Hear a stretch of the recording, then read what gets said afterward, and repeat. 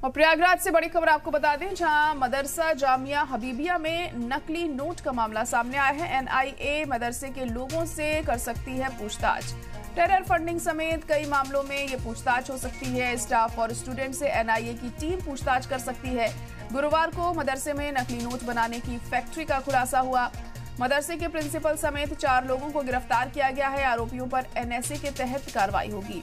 Principal पर भी NSA के तहत कार्रवाई की जाएगी। मौलवी तफसीरुल और 3 साथियों पर कार्रवाई की जाएगी। पुलिस की जांच के बाद एनएसए की होगी कार्रवाई। अब मामले की संगीनता को देखते हुए एनआईए और दीगर एजेंसियां भी मदरसे की सरगर्मियों को लेकर एक्टिव हो गई हैं।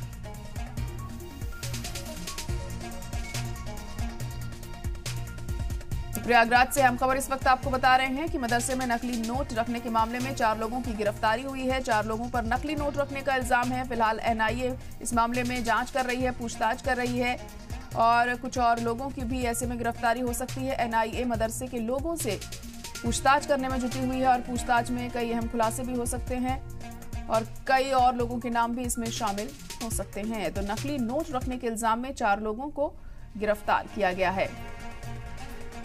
मदरसा जामिया हबीबिया में ये नकली नोट पाए गए हैं। एनआईए मदरसे के लोगों से फिलहाल पूछताछ में जुटी हुई है। मदरसे के प्रिंसिपल समेत 4 लोगों को गिरफ्तार किया गया है।